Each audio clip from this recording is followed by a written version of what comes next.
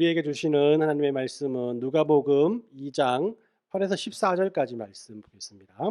누가복음 2장 8에서 14절까지 말씀 우리 함께 읽도록 하겠습니다. 8절부터 읽습니다. 시작. 그 지역의 목자들이 밤에 밖에서 자기 양떼를 지키더니 주의 사자가 곁에 서고 주의 영광이 그들을 두루 비추매 크게 무서워하는지라. 천사가 이르되 무서워하지 말라. 보라, 내가 온 백성에게 비칠 큰 기쁨의 좋은 소식을 너희에게 전하노라. 오늘 다윗의 동네에 너희를 위하여 구주가 나셨으니 곧 그리스도 주시니라. 너희가 가서 강보에 쌓여 구유에 누워 있는 아기를 보리니 이것이 너희에게 표적이니라 하더니 호련히 수많은 천군들이 그 천사와 함께 하나님을 찬송하여 이르되 지극히 높은 곳에는 하나님께 영광이요 땅에서는 하나님이 기뻐하신 사람들 중에 평화로다 하니라. 아멘. 여러분들 지난 주간 그 길가에서 있는 이 크리스마스 트리 보면서 지난주 말씀을 좀 생각해 보셨는지 모르겠습니다. 이 다른 것은 모르겠지만은 우리 그림에도 나와 있는 것처럼 이 프레쉬와 같이 어떤 것을 비추고 있는 그 빗줄기가 그 도착하는 그곳을 사람들이 주목하고 있다. 그죠? 그래서 세상은 그것에 관심을 가지고 집중하고 있다는 사실을 우리가 분명히 알아야 할 것이고 트리가 그 별에서 나오는 바로 빛이다. 빛이 가리키고 있는 곳이 교회이요 성도이다라는 것을 우리가 이제 말씀을 통해서 상고해 보았습니다. 꼭 기억하시고 우리들의 그 삶 하나하나가 또 많은 세상 사람들에게는 관심을 가지고 집중하고 보고 있는 그런 모습이다라는 사실을 꼭 기억해 주시길 바랍니다. 자, 오늘은 이 크리스마스 시즌에서 길을 걷다가 볼 수 있는 두 번째 것으로서 우리가 많이 듣는 노래, 캐롤에 대해서 한번 알아보려고 합니다. 이 밴쿠버에서 가끔 라디오 듣다 보면 철을 몰면서 가다가 라디오를 듣다 보면 크리스마스 시즌에 계속 캐롤만을 들려주는 채널이 있습니다. 그죠? 믿는 사람이든 믿지 않는 사람들은 등등 그 채널을 이렇게 틀면은 계속해서 24시간 캐롤만 이렇게 나오게 돼요. 이런 것들 보면 이 캐롤이 기독교인들뿐만 아니라 믿지 않는 사람들까지 부담 없이 들을 수 있는 노래가 된 듯 그런 생각을 해봅니다. 물론 이 장단점이 있겠죠, 그죠? 성탄이 현대를 살아가는 사람들의 생활 속에 깊이 자리한 것은 참 좋은 것 같지만은 그런 하나님의 그 아들이 태어난 이 구원의 날, 바로 다른 것보다도 하나님의 아들인 예수님을 경배하고 찬양하기보다는 자신들의 그런 삶과 흥을 위해서 그 음악을 듣는다는 그 자체에 대해 생각할 때는 아주 그 별로 좋지 않은 그런 영향력인 것 같습니다. 한국 분들에게 크리스마스 캐롤 하면은 전 국민의 찬곡이죠, 그죠? 영구가 불렀던 그죠? 흰 눈 사이로 썰매를 타고 달릴까 말까, 예, 여기까지 이런 그 캐롤들이 생각이 나는데 오늘은 이게 먼저 이게 캐롤이 무엇인가에 대한 역사적 배경을 한번 알아보도록 하겠습니다. 예, 캐롤이라는 뜻은 야외에서 사람들이 함께 모여서 부르는 노래라는 그런 뜻을 가지고 있다고 합니다. 오래전 거슬러 올라가면 보면 기원전 그 유럽 지역에 살던 켈틱 문화에서 정월 대보름이 되면은 보름달 밑에서 우리나라 사람들이 하는 강강술래처럼 여러 사람들이 둥글게 원을 그리고 손을 잡고 부르던 노래가 있었다고 합니다. 그것을 바로 캐롤이라고 불렀다고요. 그래서 뭐 한 명이 선창하고 그런 부분을 또 함께 부르는 그런 형식이고 또 같이 이렇게 어울려 모이다 보면은 노래만 하기보다는 뭐 춤도 추고 할 수 있을 거 아니에요, 그죠? 그래서 노래보다는 춤이 추가되어 있는 그런 형식의 노래였다라고 해요. 그런데 이것이 로마가 기독교를 받아들이면서 이 중세를 거치면서 이 성탄절을 위한 노래로 발전을 했다고 합니다. 그래서 이때는 성탄절 밤, 크리스마스 이브가 되겠죠, 그죠? 크리스마스 이브에 사람들이 야외로 함께 나와서 함께 불을 피우고 주위를 돌아가면서 함께 불렀던 그런 노래가 바로 이렇게 캐롤이라는 형식으로 정해지게 되었고요. 그러나 이게 중세 유럽에서 활기찬 인기를 얻던 캐롤이 16세기가 되면 유럽의 종교 개혁이 일어났잖아요, 그죠? 종교 개혁자들이 이 캐럴을 찬양도 아닌데 이런 찬양도 아닌 내용을 가지고 있는데 이걸 어떻게 그 성탄절에 부를 것인가? 또 대중적인 유행, 대중적으로 어떤 면에서 우리 지금 생각하면 유행가와 같은 그런 이 내용들이 있는 곡들을 우리 기독교인들이 불러도 되는가라는 생각을 하면서 또 이게 금지하게 됩니다. 뭐 그렇게 금지하는 자체가 그것만은 아니고요. 이 캐롤 자체가 또 어떤 면에서는 이교도의 풍습이라고 할 수 있잖아요. 그죠? 뭐 춤까지 추고 하니까. 그러니까 이제 종교 개혁자들은 캐롤을 엄격하게 금지했다고 해요. 그러다가 이 19세기가 되어서 영국에서 캐롤이 아이들이 성탄 전날에 이웃집을 돌아다니면서 노래를 부르고 또 돈이나 음식들을 이렇게 도네이션 받는 그런 문화가 있었다고 해요. 그 문화가 발전하면서 계속해서 그 캐롤이 또 왕성하게 성장했다고 합니다. 뭐 이럴 때 부른 캐롤의 내용들은 다른 것보다는 예수님의 태어나심에 대해서 성탄의 의미에 대해서 많이 그 의미에 대해서 노래를 많이 불렀고요. 우리가 잘 알고 있는 새벽송 같은 그런 형식으로 이루어졌다고 합니다. 뭐 언제부터였는지 모르겠지만 저도 이게 새벽송을 많이 돌아봤었는데요. 뭐 집에 자다가 새벽에 밖에서 고요한 밤, 거룩한 밤, 뭐 이런 소리를 딱 들으면 참 아름답잖아요, 그죠? 그 소리를 듣고 맛있는 거 가지고 또 이렇게 주고 또 따라서 또 같이 가고 뭐 이런 형식들의 그런 새벽송이었는 것 같습니다. 뭐 그런데 좀 생각해 보니까 그 믿는 사람들은 그런 새벽에 그런 고요한 밤, 거룩한 밤 이런 음악을 들으면 참 기분이 좋고 은혜가 스럽겠지만은 이 참 믿지 않는 사람들은 좀 그 은혜보다는 좀 공포였지 않겠나라는 생각이 듭니다. 뭐 생각에 만약에 생각해서 여러분들 새벽에 잠을 자고 있는데 누군가가 여러분들 문 앞에서 목탁을 누리면서 그죠? 바냐바람이 이렇게 하면은 그 뭐 믿는 거기 그 절에 다니시는 분들은 '아이고 우리 스님 오셨구나.'라고 하면서 먼저 갖고 나가겠지만은 아무리 중저음의 소리지만은 그러니까 불편할 수밖에 없는 거잖아요. 그죠? 그래서 뭐 현재는 뭐 아파트 문화가 발전하면서 당연히 사라지는 과정을 거치지 않았나라는 생각을 해 봅니다. 이 할로윈도 마찬가지겠지만 영국에서 시작된 그 문화는 미국으로 건너가게 되면 굉장히 그 규모가 커지고 또 의미는 축소되고 또 나아가서는 우리 자본주의적인 형식들이 깃들게 되면서 세계적인 문화가 되는 모습들을 많이 보게 됩니다. 이런 새벽송이 바로 미국으로 건너가면서 캐롤은 크리스마스를 대표하는 노래와 음악 장르가 되었다라는 것이고요. 또 크리스마스 시즌이 되면 또 한국도 그렇지만은 미국에서도 유명한 가수들의 연예인들이 모두가 돈이 되니까 이 캐롤 음반을 이렇게 많이 낸다고 합니다. 뭐 참고로 제가 한번 찾아보니까 작년 통계를 보니까 뭐 4위가 여러분들 잘 알고 있는 머라이어 캐리가 4위더라고요. 그래서 이 사람은 아무것도 그 음반 한 장 내고 1년에 5억 정도의 돈을 이렇게 번다고 해요.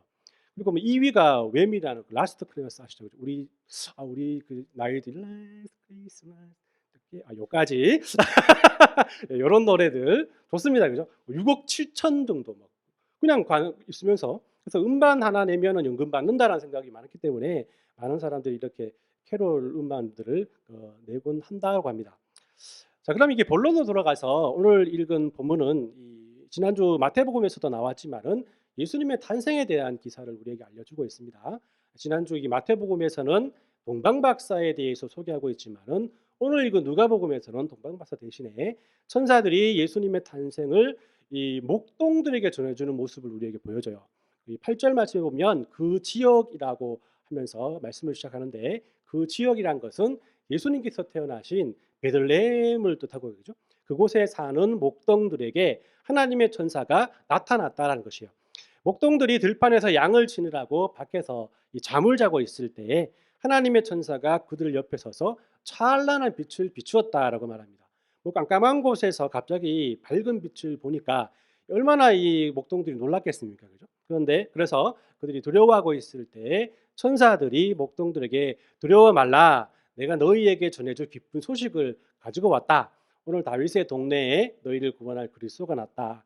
내가 명하는 곳으로 가보면 강부에 쌓인 아이를 볼 것인데 그 아이가 곧 너희들을 구원할 너희들이 기다리고 기다리던 그리스도 예수니라, 그리스도 메시아니라라고 이렇게 말을 하죠. 그 말이 떨어지자마자 하늘에서 수많은 천사들이 출장 밴드로 해서 내려왔어요, 그죠? 내려와 가지고 그 아이와 또 예수 하나님을 찬양하게 됩니다. 이것이 우리가 읽었던 13절 14절 말씀입니다. 다시 한번 제가 읽어드릴게요.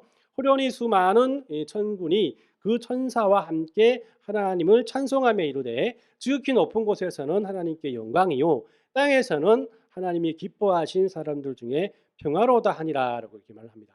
천사들이 뭐 무반주 사중 창구를 했는지 뭐 밴드에 맞춰서 노래를 불렀는지는 모르겠지만은 그 천사들의 노래의 내용이 바로 뭐냐면 지극히 높은 곳에는 하나님의 영광이요 땅에는 하나님이 기뻐하신 사람들 중에 평화로다라는 거죠. 뭐가요? 바로 예수님이 태어나신 이 순간이라는 그런 뜻의 찬양이었던 거죠.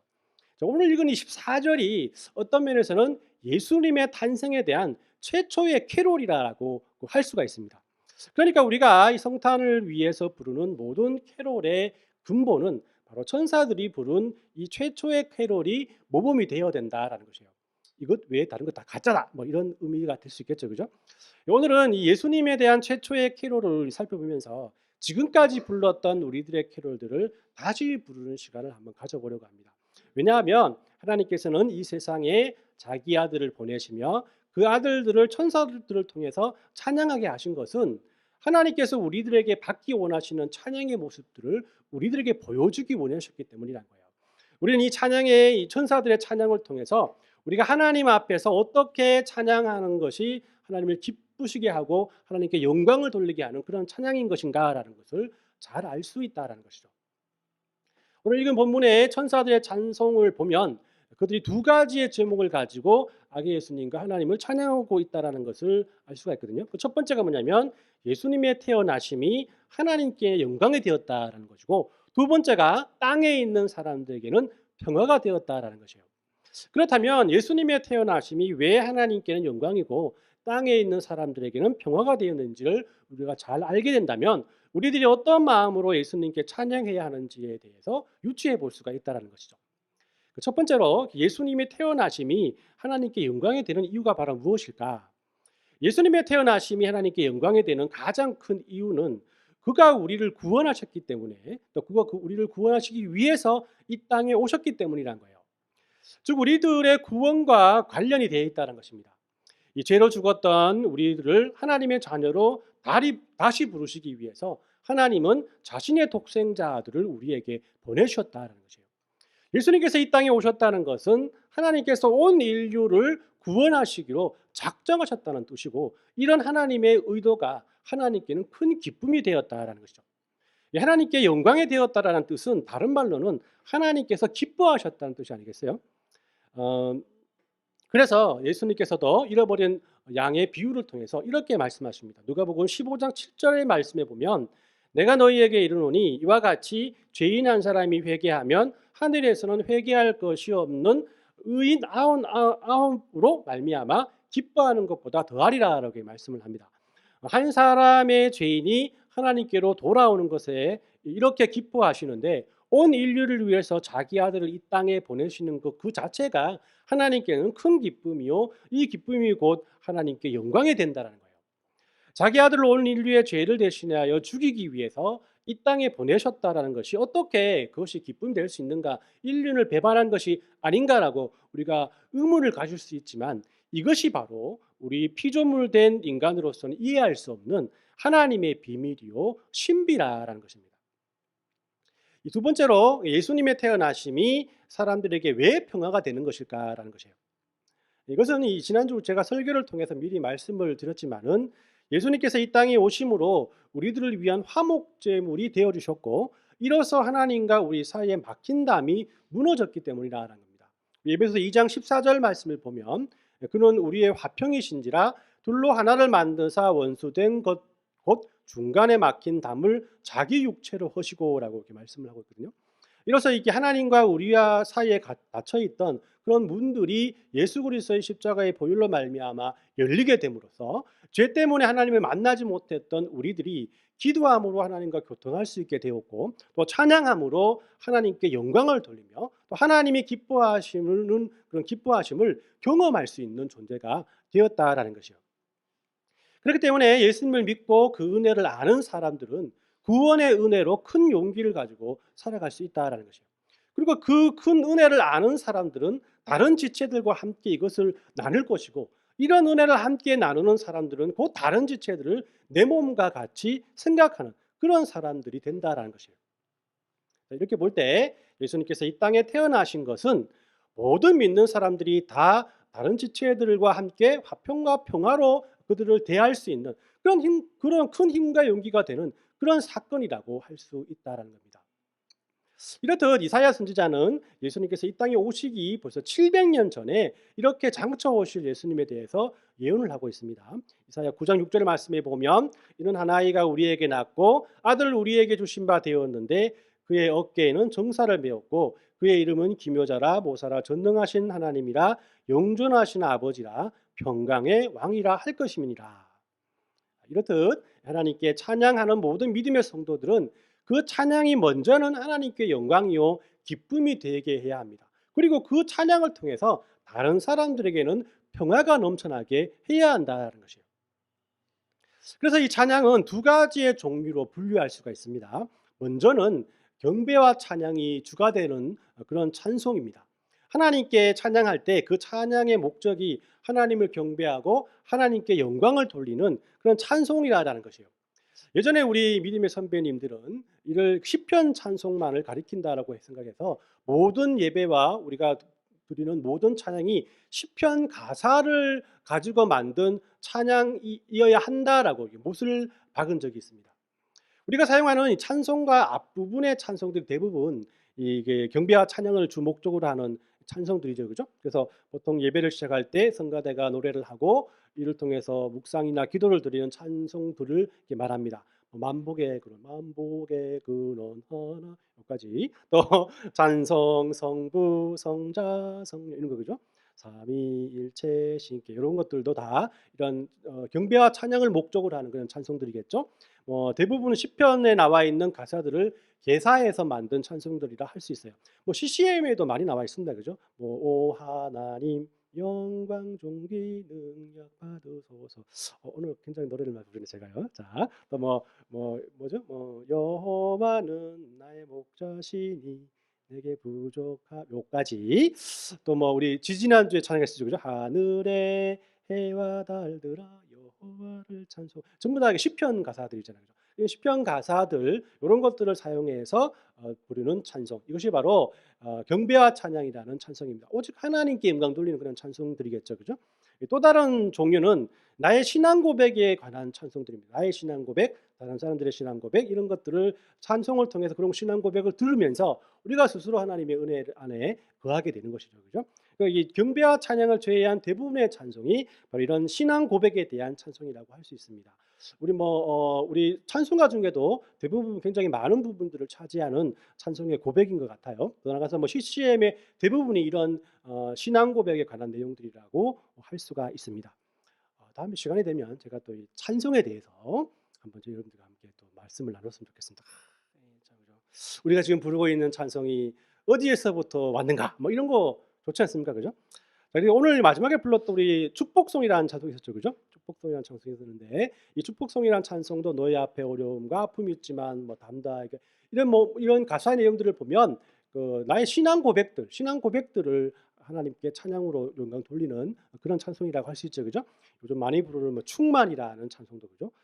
그죠? 내용으로 봐서는 신앙 고백에 가까운 그냥 찬양이라고 할 수가 있습니다. 찬양이 이렇게 위로는 하나님께 영광을 돌리고 또 경배와 찬양을 하는 것이고 또 옆으로는 지체들에게 평강과 은혜를 전해주기 위한 신앙 고백의 찬송. 위아래로 그죠? 십자가 모양으로 이 위아래로 이 두 부류로 크게 나눌 수가 있다라는 것이에요. 그러니까 우리가 부르는 캐롤도 이에 마찬가지여야 한다라는 겁니다. 그렇다면 우리들이 부르는 캐롤 중에 우리 아기 예수님께 영광을 돌리는 그런 노래가 있습니까? 귀가 있죠, 그죠? 고요한 밤, 거룩한 밤 같은 경우에도 이렇게 캐롤 중에 있잖아요, 그죠? 그리고 기쁘다 구주 이런 것도 다 이렇게 그 중에 있다고 할 수 있을 것 같습니다. 그럼 우리가 부르는 캐롤 중에 서로의 신앙 양심을 또 신앙 고백을 함께 나누는 그런 캐롤들이 있습니까? 제가 잘 없는데 제가 그렇게 끄집어낸 거예요. 저들밖에 한밤중에 이거는 뭐냐면 그 양치기들의 그냥 고백이잖아요. 그리고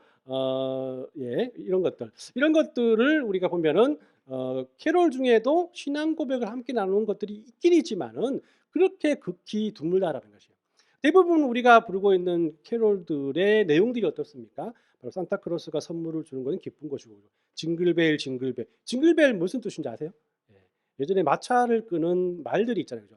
말들이 예전에는 뭐 내비게이션도 없고 밤길을 걸어 다니다 보면 마차끼리 서로 부딪힐 수 있으니까 아니면 지나가는 사람이 마차가 오는지 모르잖아요. 그러니까 그 말 앞에 방울을 달아 가지고 말이 움직이면 징글벨 징글벨 이렇게 소리가 나야 서로서로 이렇게 '마차가 오는구나.'라는 것을 알 수 있는 거잖아요. 그것이 징글벨이거든요.